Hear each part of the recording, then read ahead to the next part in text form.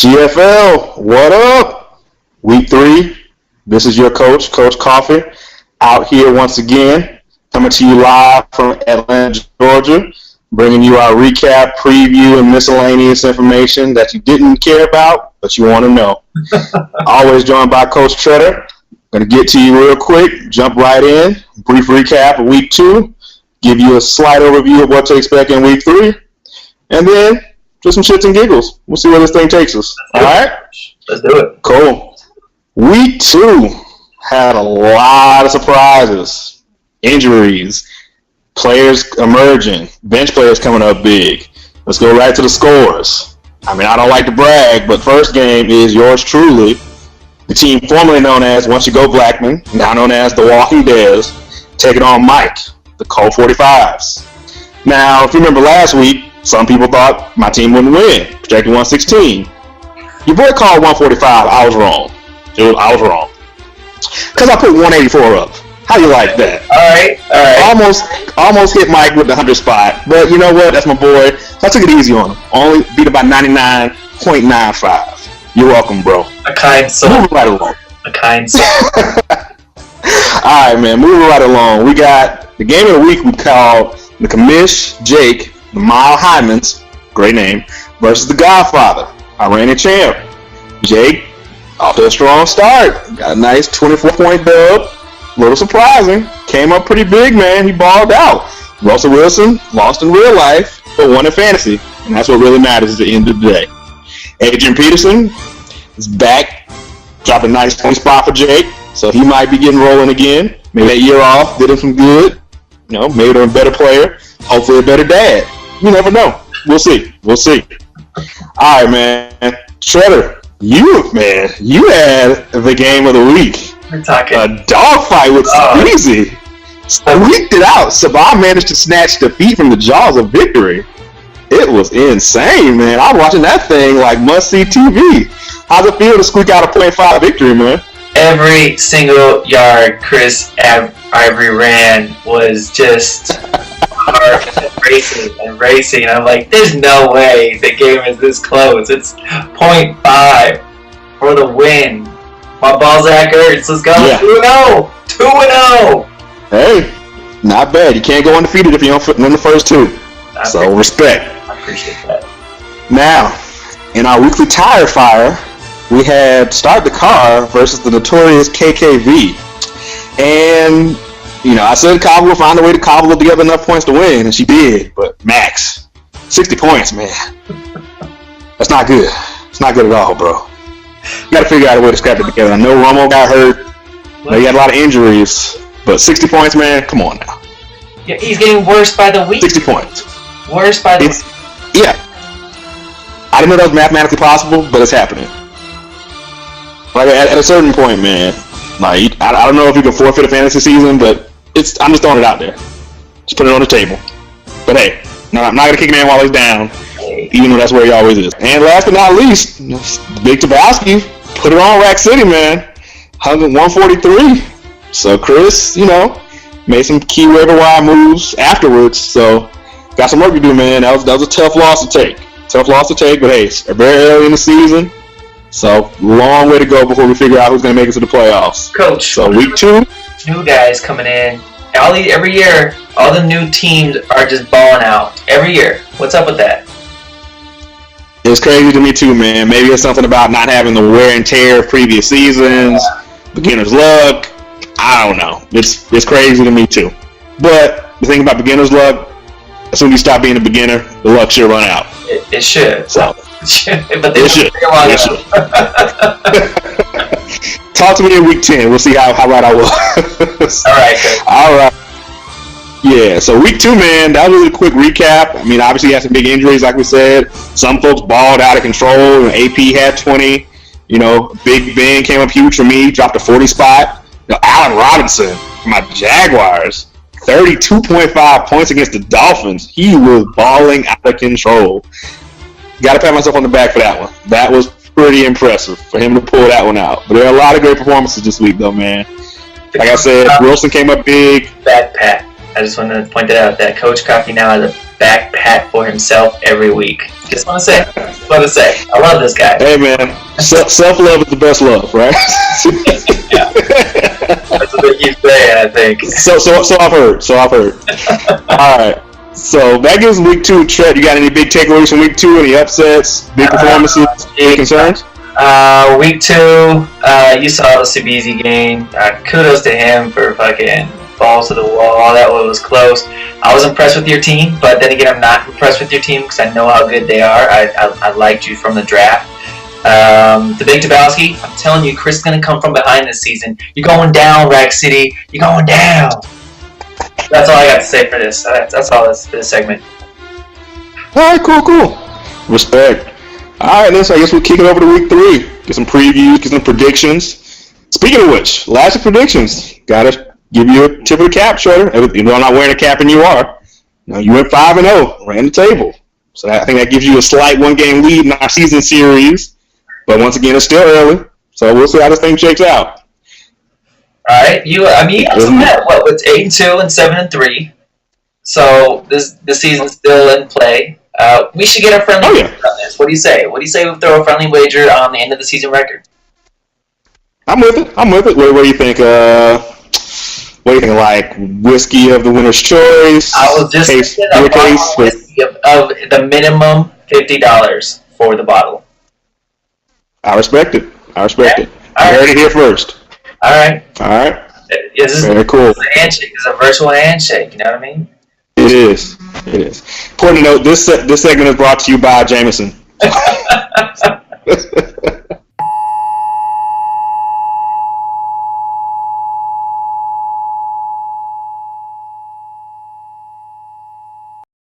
Goatee from the 2-3. If it hits your motherfucking mustache, you got no goatee.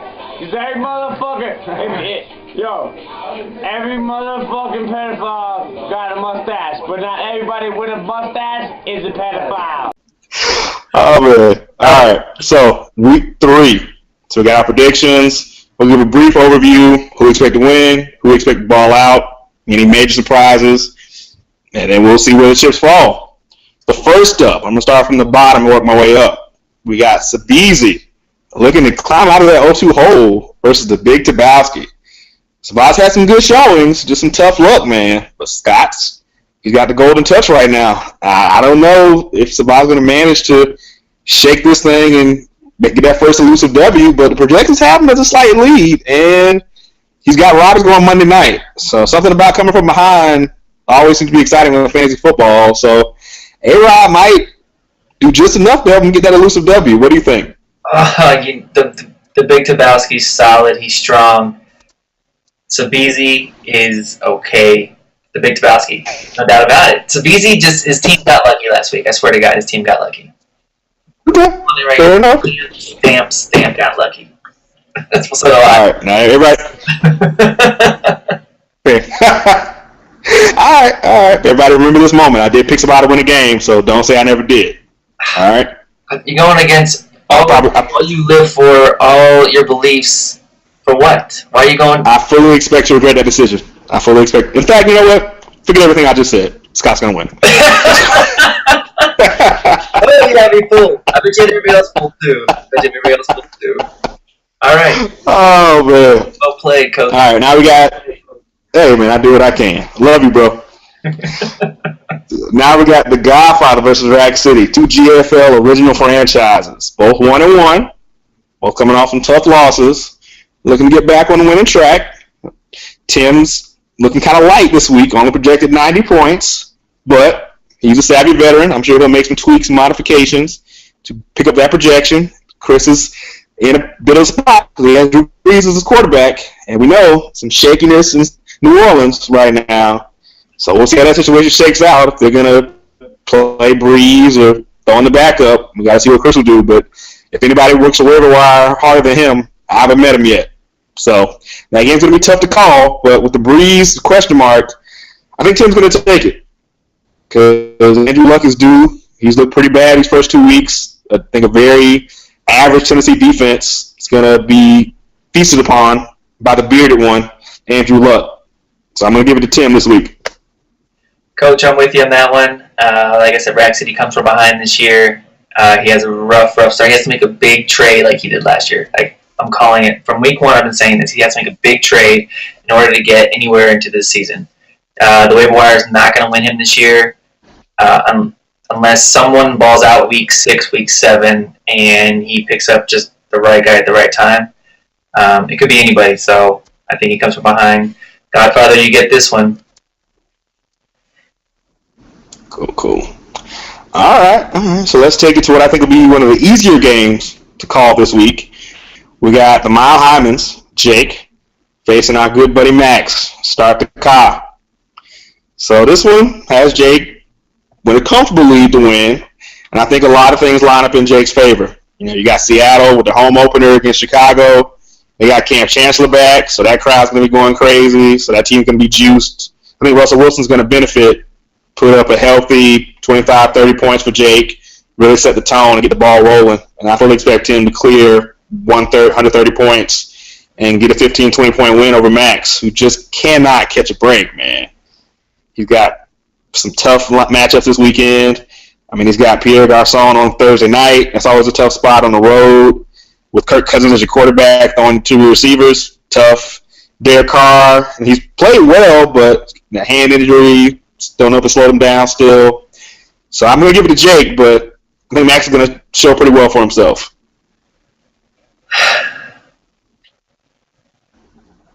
No. Short and sweet. I respect it. I was trying to dress it up, Max. I tried to dress it up. All right, so Tretter just kept it real. Did do good on the waiver wires this week. He actually had 2 pickups, which surprised the hell out of me. I didn't even know if he knew what the waiver wire was at this part in the game.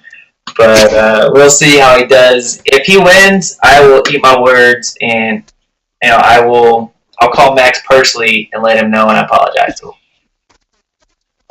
All right, so we got another GFL wager on the record. I like it. I like it a lot.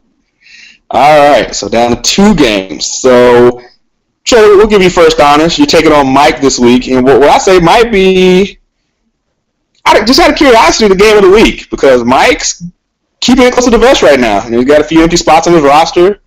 He got some key decisions to make as far as who to plug in where. So I'm curious to see how he's going to come out of the gate, try to get this first win. 0-2, a little surprising, from a pretty strong draft. So I'm curious to see what he's going to do.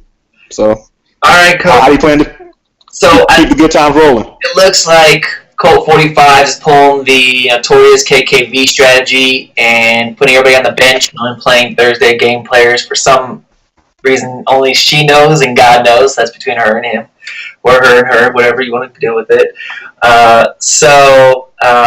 But with Colt 45s, I do respect his team. He did pick up Carson Palmer this week, so I like that pickup.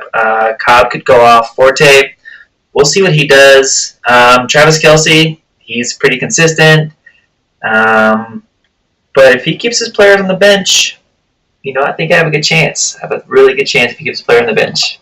So I'm going to go with my ball, Zach Ertz, start the season off 3-0, the only undefeated team in the league.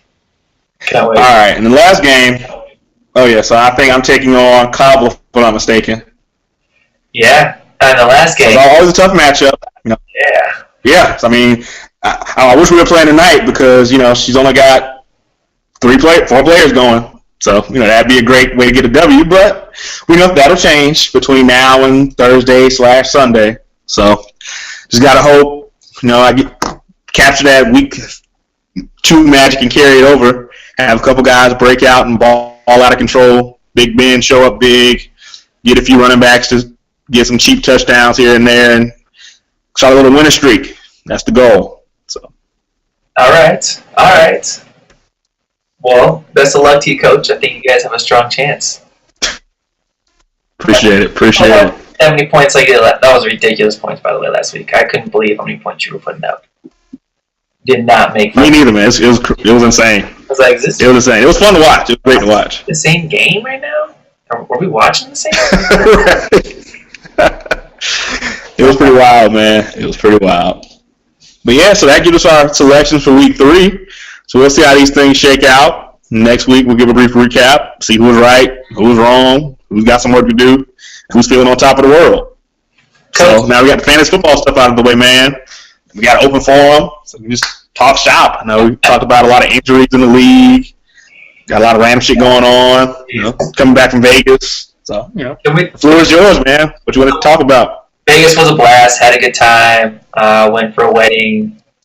Tore the strip up for the most part. It's an expensive place, so you only get it once every 7 years, just because you need to go and be sinful as hell.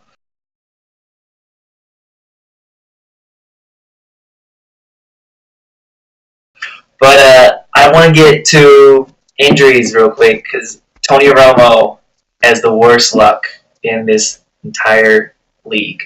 This guy, how many times has he's made like mistakes in the games, and then really like games that cost him playoff spots, like dropping the ball on the extra point, which caused them to lose the game. How many times have they been to the NFC Championship game? How many times have they tried to the first NFC playoff game? His injuries come at the worst time. Last week he had he broke his clavicle, right? He broke his right clavicle. This is not the first time he's broken his right clavicle. This is the second time in his career he's broken the right clavicle. The dude was out 10 weeks last time this happened. They're predicting 8 weeks this recovery. I mean, they're being hopeful, but I don't think it's going to happen. So, Tony Romo, best of luck to you, man. It's all right. You just throw in the towel and retire. Go play golf for a living, because it's Eddie Lacy, ankle. I hope he stays out for one reason, but one reason only. So James Starks, who I picked up off waivers, can get some points. Green Bay Packers is my team, my real squad, the ones I root for every Sunday or Monday. But James Starks is just as solid as Eddie Lacy. Eddie Lacy is a bust, but James Starks is the speed deal. Whoa, bust. Ooh, bust. He will bust you over, roll you over. Okay. Gotcha. He is not a bust. Eddie Lacy is not a bust. He is a bus.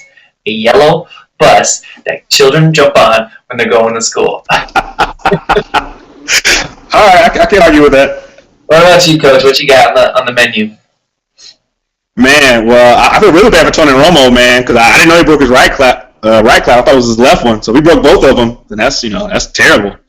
That's just awful, man. So he's had a history of injuries, like herniated discs and pinkies and toes, and he's basically held together with spit and glue right now, man. It's rough, especially with Dallas looking as strong as they have this year. The defense is coming around. They got a lot of talent, and it seems like they managed to find a way to get the offensive line is probably the best in the league right now.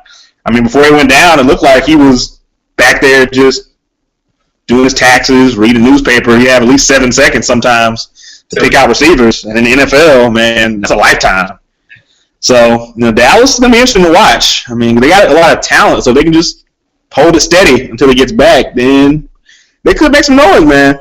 And I love talking trash about the Cowboys because my dad is a huge Dallas fan. So I take any chance to take them down a peg I can. But you got to give credit where credit's due.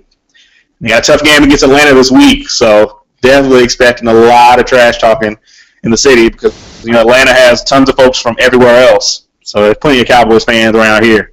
So it shouldn't be hard to find some to talk trash with when the game starts up. So we'll see. That'll be fun to watch. I mean, injury-wise, man, the other one, quarterback-wise, Drew Brees, man, that's just concerning, man. Because he had that big shoulder injury before he got to the Saints. And that's really how I got to New Orleans. I think he had a torn labrum before he left San Diego. So now to have, a rotator cuff, bruise / maybe tear, nobody's really sure. At his age, it's concerning, man, because the Saints don't have a lot without him. He's really the thing that makes them go. So if he can't get back after a game, maybe two, it's going to be that much tougher for them to make any noise this year. That defense is not looking sharp. They haven't really committed to the running game, even though they have talented backs. And the receivers, they don't have the depth they used to have. So right, Coach. It'll take a lot of work to get things right in New Orleans. But, yeah, man, injury-wise, the league is just crazy. I mean, you had Suggs go down for the Ravens. That's big. He might not be the physical player he once was, but it's a leadership standpoint. He's probably their most vocal leader on that team. So them not having him is going to be tough. puts even more pressure on Flacco to see if he can recreate that magic from the Super Bowl run. So it's going to be interesting to watch, man. That's the one thing about football. The sheer violence of it is what makes it so fun to watch. But then any given play, you got guys getting carted off. So I think I heard Murray was concerned, got an MRI on his hamstring. Although I don't know how he hurt his hamstring because he hasn't been running. So, that's going to be concerning. If he can't go for Philly, that's even worse for them. So, yeah, it's just a bunch of little concerns, man, that could become big ones as we get into the heart of the season. Once you get past that first week 3, week 4, you really get a feel for teams that are really ready to make some noise. So, we'll see. Coach, we were supposed to have a guest tonight. What happened? Well, we're all busy working people, except Bob. But Chris was unable to join us as he had work obligations that extended into the evening. So, since we're all in different time zones, we didn't want to do GFL after dark. We'll save that for later in the season. So, we wanted to try to record at a reasonable time. So, we decided that we'll just keep it with the dynamic duo of Tretter and myself. And then next week, we'll hope to get Chris on and have a nice 3-man weave as far as talking about the latest and greatest in fantasy football news as it relates to the GFL. So he couldn't be here. Sincerely wished he could have been, but we'll get him on soon enough. I like it. All right, Coach, I want to give a shout-out to the league. League, if there's something you guys want to see in these shows or something you want to see less of or something that you think would be a cool idea, let us know in the message board or shoot Coffie or myself a text or email. And, hell, we'll even host you on the segment to host that segment if you're interested in it. So I just want to give you guys a shout-out. This is your guys' show. Get involved. Let's get this more engaged and let's have some fun with it. Exactly. People power. Let your voice be heard. Exactly. All right, Tretter, you got anything else, or you ready to call it a night? Coach, I'm good. Let's go to bed, man. I'm ready for some sleep. All right, sounds like a plan, man. I call Big Spoon. All right, fine. Next week I get it, okay, asshole. All right, Coach. All right, we'll see you guys next week. All right, cheers.